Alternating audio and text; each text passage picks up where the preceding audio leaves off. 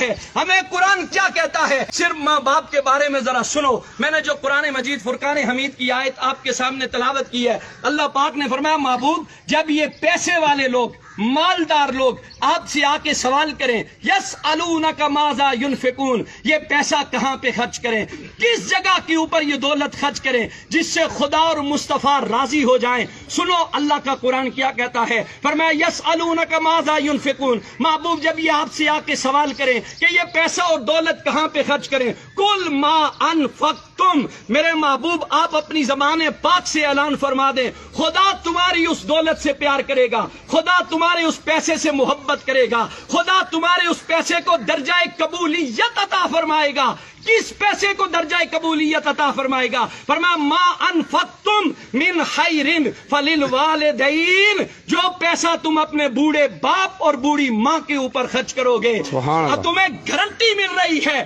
کہ جس بندے نے اپنے ماں باپ کے اوپر پیسہ خرچ کیا، جس نے ان کی خدمت کی، جس نے ان کا احترام کیا، جس نے ان سے دعائیں لی ہیں، اس بندے کے ساتھ خدا بھی راضی ہے، خدا کے محبوب بھی راضی ہیں۔ یہ بات یاد رکھو، یہاں سے 7 لاکھ روپے خرچ کر کے بندہ حج پڑھنے جاتا ہے، نہ اس کے پاس مکے کے مفتیوں کا فتویٰ ہے، نہ پاکستان کے مفتیوں کا فتویٰ ہے کہ تو نے 7 لاکھ روپے خرچ کیے، تو نے کعبہ شریف کی زیارت بھی کی ہے، تو نے وہاں صفا اور مروہ کی سعی بھی کی ہے، تو مکے اور مدینے کی گلیوں میں گھوما بھی ہے، اس کے پاس سند نہیں ہے کہ تیرا حج قبول ہو گیا ہے، تیری عبادت قبول ہو گئی ہے، تیرا جھکنا قبول ہو گیا ہے۔ خدا کی رحمت کی امید تو ہے لیکن قبولیت کی گارنٹی کوئی نہیں دے سکتا۔ لیکن سنو، جنہوں نے ماں باپ کی خدمت کی ہے، ان کے ساتھ محبت کا رشتہ قائم رکھا ہے، میرے آقا کی حدیث پاک کہتی ہے، فرمایا صبح سویرے اٹھو، مسکراتے چہرے کے ساتھ اپنے باپ کے سامنے جا کے کھڑے ہو جاؤ، اپنی ماں کے سامنے جا کے کھڑے ہو جاؤ،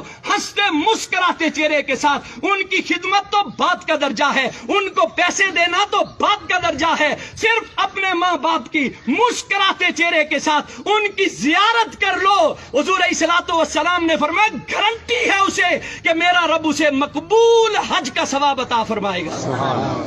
ہم یہاں سے حاجی صاحب بننے کے لیے مکے کی گلیوں میں تو جاتے ہیں، مدینے کی گلیوں میں تو جاتے ہیں، پیسے تو خرچ کرتے ہیں، کبھی سوچا تمہارا بوڑھا باپ گھر میں بیٹھا ہوا ہے، کبھی سوچا تمہاری ماں وہ محبت کی نظروں سے تمہیں دیکھ رہی ہے، شاید میرے بیٹے کو زندگی کا گزرا ہوا کوئی لمحہ یاد آ جائے، شاید اسے زندگی کی کوئی بیتی ہوئی یادیں ستائیں کہ میرے باپ نے میرے لیے اتنا کچھ کیا تھا، میری ماں نے لوگوں کے دروازوں کے اوپر جا کر کپڑے دھو کر برتن مانج کے لوگوں کے گھروں میں جھاڑو لگا کر، آپ اور میں روز دیکھتے ہیں بوڑھے ضعیف العمر لوگوں کو کہ روڈ کے اوپر سوٹی اٹھا کر لوگوں سے مانگ رہا ہے، کبھی اس بابے سے ایک دفعہ پوچھ کے دیکھو بابا یہ تو کس کے لیے مانگ رہا ہے، تو لوگوں کے دروازوں کے اوپر جاتا ہے، تو کس لیے جاتا ہے، کیا تجھے اپنی ضرورت ہے؟ وہ باپ کہتا ہے نہ مجھے میری ضرورت نہیں ہے، میں زندگی گزار سکتا ہوں لیکن میرے گھر میں ننھے بچے ہیں جو شام کو میرا راستہ تکتے رہتے ہیں، ہمارا باپ گھر میں سودا لے کے آئے گا،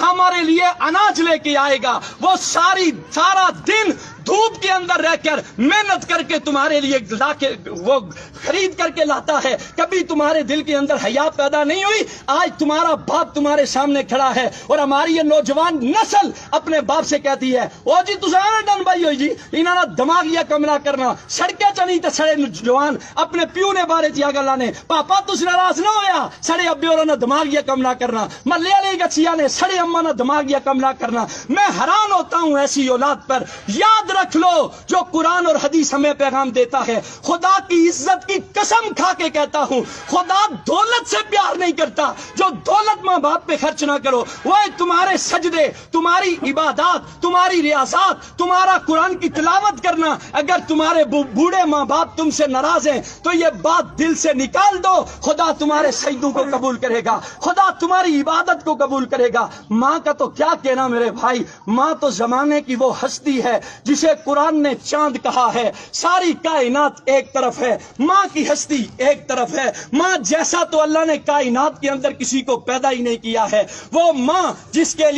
کے بارے میں ایک شاعر بول کے کہتا ہے ایک مدت سے میری ماں نہیں سوئی تابش، میں نے فقط ایک بار کہا تھا کہ مجھے ڈر لگتا ہے۔ تابش کہتا ہے میں نے زندگی میں ایک مرتبہ کہا اماں مجھے ڈر لگتا ہے، اس کے بعد میری ماں نے سونا ہی چھوڑ دیا۔ ایک اور شاعر بول کے کہتا ہے، وہ کہتا ہے وہ اس ڈر سے دوپہر کے وقت بچوں کو سلا دیتی ہے شاید کھلونے بیچنے والا پلٹ کے واپس نہ آ جائے۔ ایک اور شاعر بول کے کہتا ہے، وہ کہتا ہے جس گھر میں روٹیاں 4 ہوں بندے 5 ہوں اس گھر سے ایک ہی ہستی کی صدا بلند ہوتی ہے، مجھے بھوک نہیں ہے، وہ کوئی اور نہیں ہوتا، رب کعبہ کی قسم وہ ماں ہوتی ہے۔ ایک اور شاعر بول کے کہتا ہے، وہ کہتا ہے اس زمانے